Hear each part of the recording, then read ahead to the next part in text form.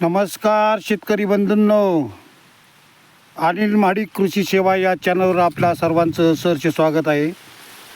आजचा सब्जेक्ट म्हणजे आता ऊस तर बांधून आता पाणी चालू आहे समजा, पण ते थोड्या काचाळा आहेत. काचाळा पूर्वी लोक काचाळा काढायचे कारण ऊसाचं क्षेत्र हे कमी होतं, पण आपण ते पाचट असतं त्याच्यावरचं त्यालाच आपण पहिले काचाळा म्हणायचो. तर ते जर आपण काढलं तर कांड्या जरा वर वर वर वाढत जातात, ऊसाची वाढ चांगली होते. हा माझा अनुभव आहे. म्हणून आहे ना, आता कुणी काढत नाही कारण त्यात वेळ भरपूर जातो. पण ते पाचट काढलं की त्याला हवा पण चांगली मिळते प्रत्येक सरीला आणि त्याची वाढ चांगली होती आणि थोडे जाडीत पण फरक पडतो.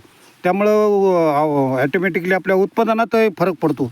कारण आपण काय करतो, पाणी द्यावंच लागतं, खतं द्यावंच लागतात, पण हा थोडासा खर्च होतो काचाळा काढायला.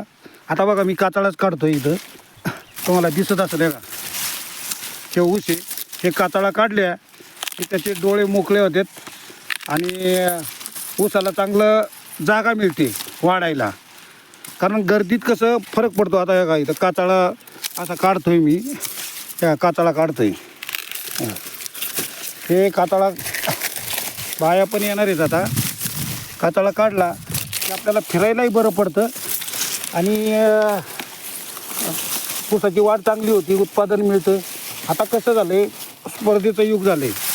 कमी क्षेत्रात जास्तीत जास्त उत्पन्न कसं काढायचं हे शेतकऱ्यांनी ध्येय ठेवलं पाहिजे. आपण त्रासतो बाबा, आता ऊसाच्या पिकाचे तर फिक्स पैसे होतात, भाजीपाल्यासारखं नाही किंवा काही नाही. मग त्या ऊसातच जास्त खर्च केला किंवा त्याच्यातच मेहनत केली तर आपल्याला उत्पादन मिळतं हे मला माहिती आहे. म्हणून चांगला ऊस आणायचा, चांगलं उत्पादन करायचं. कारण आता बाजारही चांगला आहे, यावर्षी पार 3.5पर्यंत गेला आहे, तर 3च्या आत आला नाही पाहिजे.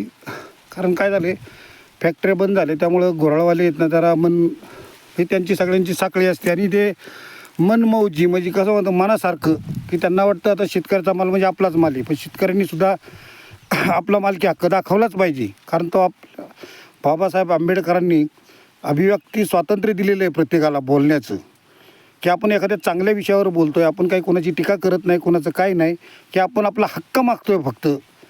की पैशाचा प्रॉब्लेम येतो, कशाचा प्रॉब्लेम येतो, तर आपले पूर्वी शेतकरी कसे होते, आपलं रान फक्त हिरवं दिसलं पाहिजे आणि ज्याच दिवसात झालं की आमचं मोकळं करा, त्याच्यातच त्यांना आनंद वाटायचा. पण की आपण 12 महिने किती कष्ट करतो, आपलं पूर्ण कुटुंब त्याच्यावर चालतं, मग आपण आपल्या हक्काने पैसे मागायला हरकत काय आहे?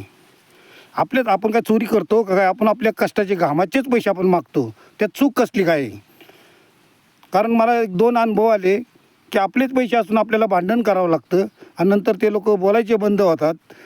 नाही, ते बोलायचे बंद होऊ द्या, त्याचा काय प्रश्न नाही, पण हा व्यवहार आहे काय, की तुम्ही आमचा ऊस घेऊन जाता, त्याच्यावर तुम्ही 4 पैसे नफा कमवता. कारण आता मी सुद्धा भाजीपाल्याचा धंदा करतोच, की आम्ही पहिले रोख पैसे देतो, मग वरचा नफा तुमचा, असं असतं ते, की त्याचा शेतकऱ्याचा संपूर्ण माल म्हणजे आपलाच असं समजू नाही कुणी, कोणत्याच गुराळावाल्यानी असू द्या नाही तर कोणत्या व्यापाऱ्याने असू द्या, की शेतकऱ्यालाही पोट आहे, त्यालाही कुटुंब आहे काय.